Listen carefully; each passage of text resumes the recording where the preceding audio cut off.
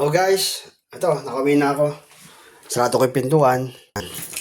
Kaarating ko lang. Bali, bukas ulit, trabaho tayo dun sa ginagawa natin kanina. Dun sa warehouse. Dito na uli ako sa may tinitira namin. Bali, pag umuwi kasi ako, mga guys, mga kababayan, nag-shower talaga ako, nag-hot shower ako. Sabi daw nila masama yun. Pag nag-hot shower, naligo ka galing trabaho. Pero, ma-adapt mo nga rito kasi lahat ng mga, karamihan ng mga nagtatrabaho dito sa bansang ito, nag-hot shower sila. Ma-adapt mo nga yung ginagawa nila eh. Tsaka, hot shower naman yun eh. Kasi, hindi ako makakatulog na maayos pag hindi ako nag-hot shower. Yan, nilagay ko muna yung yung baunan ko. Hindi ako makakatulog mga guys. Kaya, yun. Kaya na kung maaaring sabihin nyo, masama yan kasi pagod ka galing ang trabaho. Pero, yun nga eh.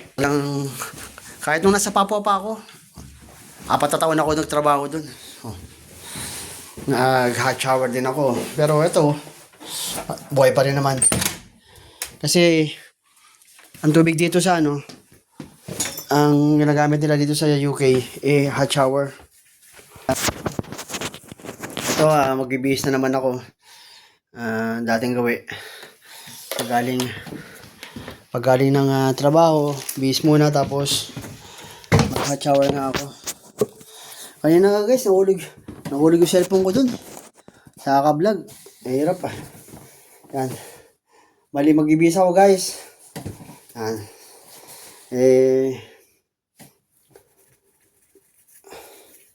Kaya nakadoble naman ako eh. Ayan, nakadoble. Ayan. Siyempre pag mag-uubad ako, di ko napapakita yun siyempre. Di maganda yun. Ayan. Mag-ibihis ako. Ayan. Nakadoble ako talaga guys kasi malamig dito sa UK. Lahat kami nagdodoble. Ayan. Hindi pwede hindi ka nakadoble dito. Misa nga yung kasama ko ang Pilipino. Pero nga yung Pilipino nga, hindi kami magkasama sa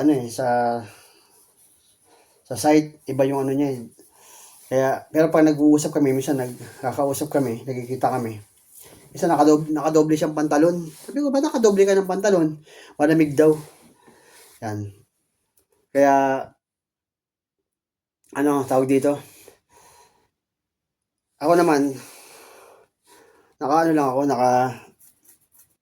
naka-short lang ako. Pero syempre hindi ko napapakita. Kasi medyo censored na yun. Ito, naka-t-shirt naman ako, okay lang. Bali guys, bababa ako dali. Iwan ko muna dali muna tong yung video ko kasi papagpag ko yung yung pinagbihisan ko. Teka lang, ubarin ko na rin yung pantalon ko. Kasi, hindi na. Ito lang muna. Babalik ako guys. Mag-video ulit tayo. Alam nyo naman na ito na yung kaligayahan natin. Siya nga pala, pag dumarating ako, mga guys, binubuksan ko yung bintana para, ayan, bintana ako. Pakita ko Ayan. Binubuksan ko yan. Kasi, nandyan yung lamig eh. Malamig. Ayan. Dito ko kumukuha ng ng aircon. Ayan. Kasi malamig sa labas eh. Ayan. Diyan ako kumukuha ng lamig. Pag dumarating ako, binubuksan ko yan. Pero pag pumapasok ako, syempre, sasarado ko. Kahit wala namang magnanakaw dito. Pero kailangan i-safety pa rin natin yung yung bahay natin. Kasi wala namang mga tao diyan sa labas, nasa trabaho lahat ang mga tao. Pero kasi, 'di ba? Kasi may nangyari na yung nakasama ko sa Romania. Isang gumawa kami sa Leeds, sa Manchester. May trabaho kami doon. Tapos, siyempre malayo yung biyahe. Ang ginawa nung kasama ko Romania, ayun, iniwan niya yung van. Tapos yung van na malaki, yung pang-animan, doon kami kasi Hindi kami kakasya sa van, sa van kasi tatluan lang eh. Kaya yung company nag-arkila ng Mercedes-Benz na van. Kasya kami doon, 5 kami. Pag bumibiyahe kami. Di naiiwan yung van doon. Eh, may mga laman na power tools yun. Yun guys, nadali. Nadali yung power tools. Pagkaroon ng mga 1 linggo, pagbalik namin doon, sira na yung van. Kaya nga pinagawa yung van doon eh. Doon sa bandang kasi nga, Manchester, marami palang ano doon. Sa lugar na yun, marami palang mga siraulo doon. Alam nila kapag ano eh, yung van mo may laman na power tools. Eh ngayon, pinagawa yung van, may lock na. Kahit sirain nila yon. Dapat ganun pala, pag may yung van, kahit bago yung van mo, pagawa mo na, lagyan mo na ng lock. Kahit na sirain nila, hindi na mabubuksan. Yung lock na di susi. Kasi yun, ano yun eh, sliding syempre, nasungkit nila yung ano, pinaka-likod nun, pinakagilid nun, na pinutas nila. Yun. Lahat guys sa mga DeWalt na power tools, na ubos. Alam niyo ba kung magkano halaga na gas? All in all, yung ano na yun, yung mga power tools dito. Kasi nga, iba yung presyohan dito eh.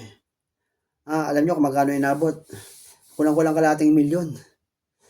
Yan, kulang-kulang kalating milyon kaya nabanggit ko pala yung guys kasi sa bintana nga. Mamaya baka iniwan kong bukas. Siyempre sa tapat ako ng kalsada eh. Uy, bukas yung bintana. Iisipin baka walang tao. Kaya yun. O guys, dali lang magbibihis muna ako. Tapos mamaya magkwentuhan ulit tayo. Salamat pala. Hindi ka nagsasawa. Pahinga lang ng konti kasi napagod sa trabaho. Kasi ganun talaga eh. Alam nyo naman. Siyempre, kailangan natin magtrabaho. Kung hindi tayo magtatrabaho, hindi tayo mabubuhay. Siyempre, wala tayong panggastos sa pamilya natin. Kaya nga tayo mga nasa bansang Pilipinas, kapakirap sa ibang bansa. Tapos yung nangyayari ngayon sa gobyerno natin, alam nyo yung corruption, sobra.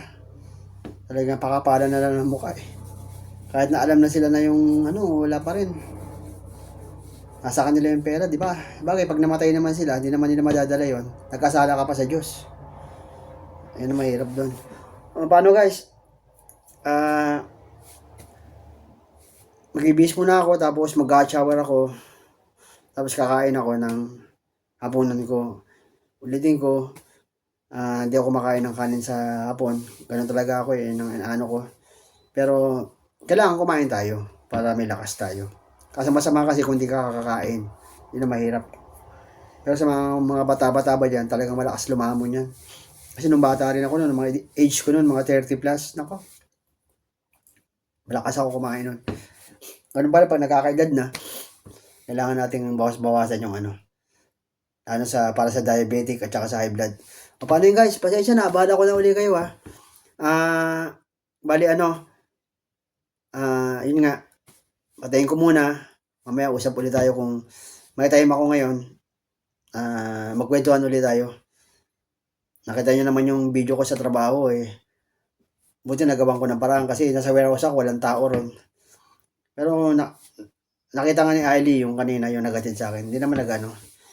Kasi vlog ko naman yun, sarili ko naman yun eh. Kumbaga, wala naman akong inaano sa kumpanya eh. Yung trabaho kong ginagawa ko. Kaya, kung bukas, magpapatuloy pa rin ako ng pag-vlog kung may time ako bukas. Yun. Tutuloy natin yung pagbabaklas ng mga cabinet. Sa yung mga cabinet, di ba? Nagaganda nga. O sige guys, good afternoon. Good afternoon UK. Today uli is September 9. Ang oras is, kung di ako nagkakamali, is bali 4:45. Yan, 4:45. Kasi kanina umalis kami doon is 4 o'clock. So, almost 30 minutes ang biyahe na nagkukwentuhan tayo ngayon. 4:45 na. So, yan. Tayo ko na babanggitin yung oras at saka yung petsa para kada vlog ko. Yan. Kung bukas na naman, syempre, sasabihin ko na naman, September 10. Para ma-monitor ko yung pag-vlog ko na ito, araw-araw pala nakakagawa ako. Okay. Sige guys, salamat Salamat na maraming sa inyo. Sige na. Magbibis muna ako tapos mag-shower at kakain. Pag may time mamaya, kwentuhan tayo. Subukan natin. Salamat. Sana suportahan niyo ako sa akin channel kasi nagsisimula pa lang ako. At ginagawa ko kasi ito para magkaroon din ako ng libangan dahil nga wala yung family ko, hindi ko kasama sa UK, samantalang maraming mga Pilipino dito na kasama nila yung family nila. Kasi pwede ko naman kunin yung asawa ko eh. Kailangan pa ng konting budget. Pag medyo may budget na, kasi gagastusan natin yun eh. Kaya, eto, nagbablog muna ako. Sana, huwag kayong magsasawa. Sige guys, good afternoon.